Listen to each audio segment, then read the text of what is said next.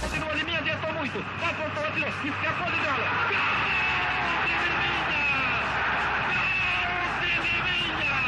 Bom, aquele torneio não tinha um torneio mundial. É um orgulho haver ganho esse torneio. Eu sempre tive para mim que era o maior título que o Palmeiras tinha na sua história. O time do Palmeiras, abraçado pelos cronistas, reservas e público que estava aqui na bala. Eu acredito que foi um campeonato mundial, porque você tinha praticamente representantes das melhores escolas futebolísticas existentes naquele momento no mundo. O ano é 1951. Apenas 12 meses depois de uma das maiores tragédias do futebol brasileiro. A perda do título mundial em casa para o Uruguai não foi digerida. O país ainda sentia essa dor.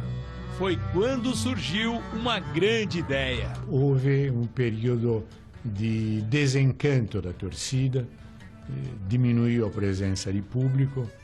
Então muita gente começou a pensar o que se podia fazer. Mas conversa daqui, conversa lá, surgiu a ideia de, bom, não dá para fazer outra Copa do Mundo. Mas se pode fazer um campeonato de clubes, com os clubes mais representativos, que mais de perto tragam a ideia da Copa do Mundo. O Torino Barassi foi o dirigente da FIFA que se interessou pelo assunto. Um italiano visionário.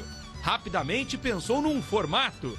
Um torneio que reunisse os principais clubes campeões nacionais do planeta. O critério, claro, era dos campeões dos principais praças esportivas da América do Sul e também da Europa. Alguns times que haviam conseguido tecnicamente esse privilégio de disputar a primeira competição não puderam vir. Caso do Milan, que preteriu essa disputa por conta já dos seus compromissos na Copa Latina, que era então a principal competição na Europa naquele período. O Barcelona deu lugar ao Olympique de Nice, campeão francês, e o Tottenham deu lugar ao Áustria Viena, que era o campeão da Inglaterra, o Tottenham naquele período e que tinha a vaga assegurada. Foram 8 equipes. A Juventus herdou a vaga do Milan, na Itália. O Nice foi o campeão francês e substituiu o Barcelona, o Sporting campeão português. Estrela Vermelha, campeão da antiga Iugoslávia. O Áustria Viena não era o campeão austríaco, mas mesmo assim, muito reconhecido na época, entrou no lugar do Tottenham. O Nacional, campeão uruguaio, representava a melhor seleção do mundo. E do Brasil participaram o Vasco, campeão carioca, além do Palmeiras, campeão paulista. Aquilo ficou sendo realmente um acontecimento único. Uma repetição em nível de clube do que tinha sido a Copa do Mundo de Seleções. A organização foi compartilhada. A FIFA cooperou enviando árbitros e a bola oficial utilizada na Copa, enquanto a Prefeitura do Rio de Janeiro bancou os custos das delegações e teve a honra de batizar o torneio. O nome da taça Copa Rio é uma homenagem da Prefeitura do Rio de Janeiro, que cedeu a taça em disputa da competição. O nome oficial do torneio, ele chamava Torneio Internacional de Clubes Campeões. E foi tratado, sim, de fato, por toda a imprensa mundial como um mundial interclube, seja pela Gazeta dello Sport, pelo Le Monde, pelo L'Equipe, pelos jornais uruguaios e principalmente pelos jornais brasileiros, e em especial a Gazeta Esportiva, que deu ampla cobertura a essa competição. A Copa Rio foi mesmo um sucesso. Basta olhar para os grandes jornais que noticiaram o evento. Não só no Brasil, mas no mundo todo, o espaço dedicado foi enorme. No Uruguai, vejam só, a competição foi tratada como Mundial de Clubes. Na Europa, é possível ler em italiano e em francês. Torneio dos Campeões. 2 grupos de 4, uma sede em São Paulo e outra no Rio. O Palmeiras estreou contra o Nice no Pacaembu e só restou uma testemunha daquela partida. É aqui, na cidade de Santos, que mora o único sobrevivente daquela memorável conquista. Um ponta-esquerda veloz, que era muito útil para o elenco palestrino. Estou falando do senhor José Carlos Silveira Braga, que era conhecido na época como Brandãozinho. Este simpático senhor de 86 anos fez história. Foi o segundo jogador brasileiro a atuar na Europa e chamou a atenção dos franceses justamente na Copa Rio, num jogo inesquecível. Eu joguei contra o Nice. Jogamos muito bem, hein? Demos um baile neles danado, sabe? Formidável. 3-0 para o Verdão. Brandãozinho cumpriu ali seu papel. Não entrou mais em campo e viu do banco de reservas o Palestra se classificar, derrotar o Vasco na semifinal e disputar a finalíssima com a temida Juventus, La Vecchia Signora. O dia que o Palmeiras virou Brasil no Maracanã. E este grande público espera ansioso o Palmeiras fazer a volta olímpica no gramado para aplaudi-lo, para consagrá-lo como merece. Haviam mais de 100 mil pessoas, cerca de 20 mil palmeirenses foram até o Rio em caravana, mas a grande maioria foram os torcedores cariocas que, ávido pela revanche do Maracanaço acontecido um ano anterior, foram em massa aplaudir o time do Palmeiras. Fábio, Salvador e Juvenal. Túlio, Luiz Vija e Dema.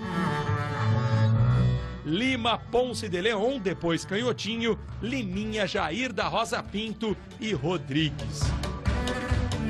Este foi o esquadrão alviverde.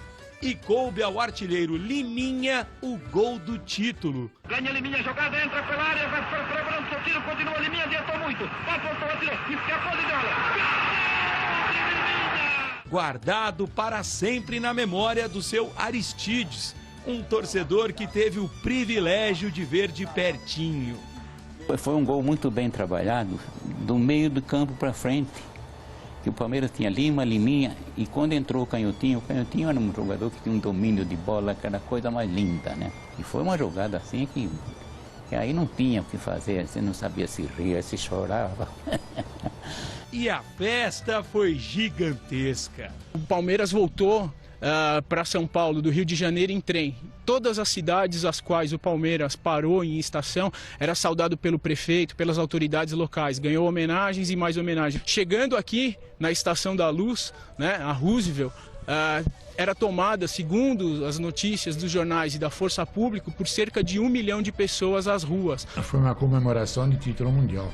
Era o top que um clube poderia alcançar dentro da hierarquia futebolística mundial. No dia seguinte, a Gazeta Esportiva, principal diário de esportes na época, não teve dúvidas. Estampou na manchete: Palmeiras campeão do mundo. Todos reconheciam. Mas o tempo passou. E afinal de contas, o que mudou? O Palmeiras não tem mundo? A única coisa que eu sei que deixa essa galera, essa nossa juventude, feliz é saber que... O Palmeiras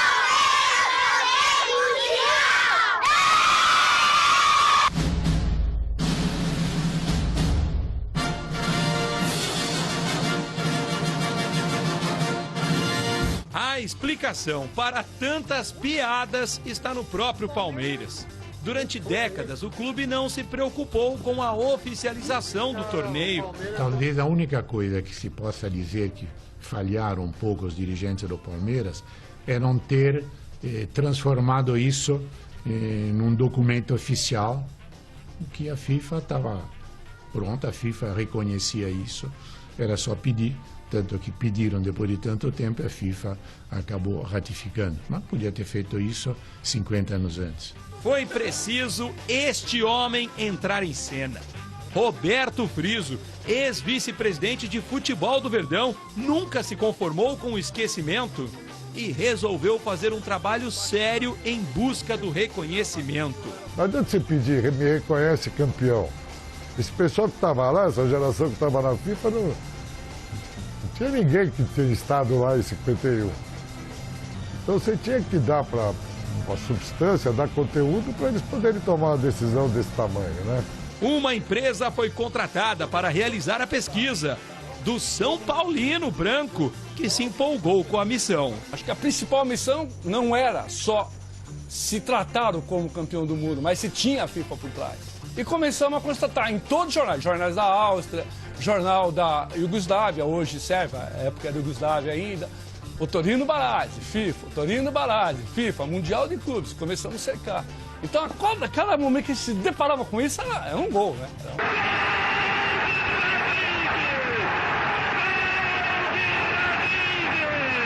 Três viagens internacionais, dezenas de entrevistas e milhares de páginas de jornais. Depois veio a constatação. Jogadores que atuaram na Copa Rio confirmaram o fato. La primeira Copa do Mundo, c'était la di club, c'était la Copa Rio. Un torneo mondiale per i più grossi club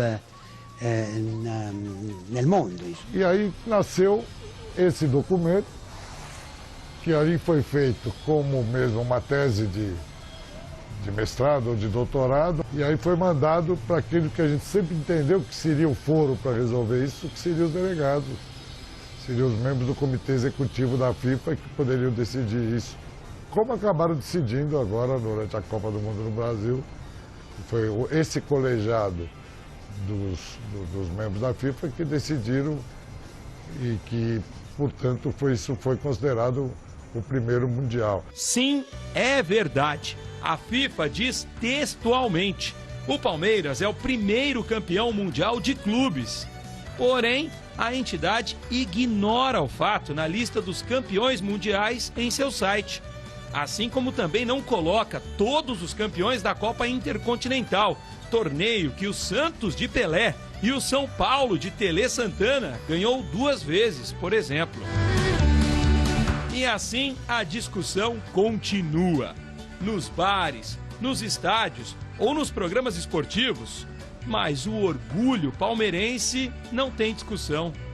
Nem para o conselheiro. Eu acredito que isso tem que partir do Palmeiras mesmo. Mas falo para o Paulo, mas nós não precisamos depender deles para nada. Vamos festejar aqui, vamos pôr uma estrela na camisa. Vamos assumir. Não vamos ficar achando que somos vira-lata, pô. Vamos assumir o Mundial. Nem pro torcedor. Eu trabalhei numa empresa que tinha palmeirense bastante que trabalhava lá, né? Mas tinha muitos corintianos também. E quando vieram querer tirar sarro, eu digo, olha, você procure outro para tirar sarro. E de mim ninguém vai tirar sarro. Enquanto eu viver, eu posso viver 200 anos, eu tenho alegria para gastar por conta desse time que eu torço aí. Muito menos pro jogador campeão. Vou levar pro meu túmulo, se Deus quiser. Palmeiras campeão do mundo. Palmeiras campeão do mundo. Sua lealdade padrão, sabe sempre levar de vencido.